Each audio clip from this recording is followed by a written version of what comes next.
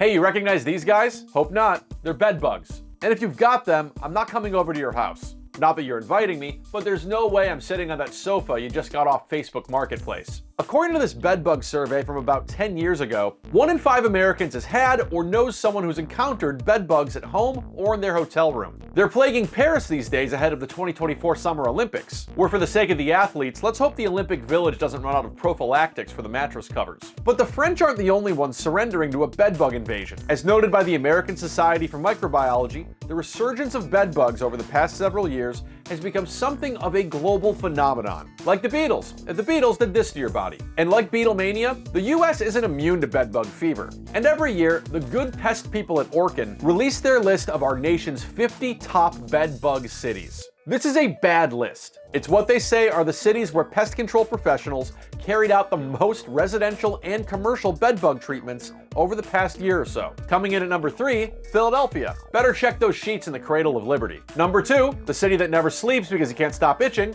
New York. And for the 4th consecutive year, congratulations to number 1, Chicago, Illinois. You've once again been named the city with the most bedbugs. Now, we understand that for cities like Cleveland, Grand Rapids, and Nashville, it's an honor just to be nominated. Greta Gerwig and Margot Robbie didn't even get that chance. But the second city is having a pretty big moment as our nation's premier vermin-infested metropolis. Just a few weeks ago, a sidewalk in Chicago's Roscoe Village neighborhood earned landmark status on Apple Maps as home to the Chicago Rat Hole. A rat-like hole in the ground where locals are turning out to pay pilgrimage to this rodent-shaped cavity by tossing loose change and estrogen pills inside of it. And this world-famous rat hole is actually becoming something of a rodent-like nuisance for those in the neighborhood, as it's even a hotspot for parties and even a wedding. But here's the thing, rats are as much of a part of Chicago as the Billy Goat, deep dish pizza, and people saying yes chef all the time after watching The Bear. Because as you may remember, though probably not judging by the view count, your news refresh brought you another story back in October about another dubious honor bestowed upon the land of Wilco.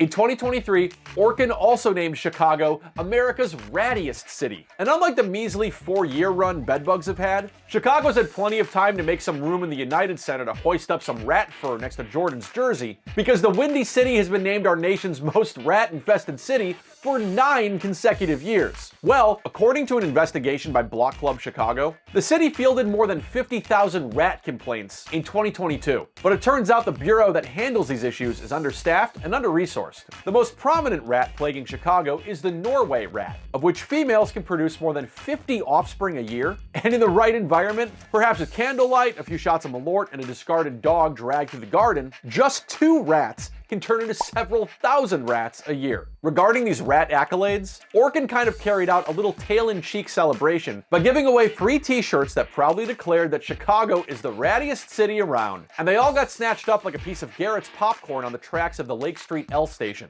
Can you tell I lived in Chicago for 10 years? But there doesn't appear to be any sort of fun giveaway with regard to Chicago's bedbug title. Perhaps because they're not as fun as a hole in the ground that attracts loose change. Orkin notes that bedbugs are extremely resilient and difficult to control, and suggests that at home you should inspect where they usually hang out. Mattress seams, baseboards, power outlets, picture frames, for signs of little monsters like this, which is sitting casually on a person who for some reason is not freaking out. When traveling, Orkin says you should also follow the SLEEP acronym. S for survey the hotel room, L for look in bedbug hiding spots like the bed and even torn wallpaper, E for elevate your luggage, E for examine your luggage, and P for place dryer-safe clothing in your home dryer for at least a half an hour after you return home. Then again, perhaps all these bedbugs and rats are just a diversion dreamt up by Midwesterners trying to keep you from figuring out their deepest, darkest secret. Chicago's a great big city that's actually still somewhat affordable.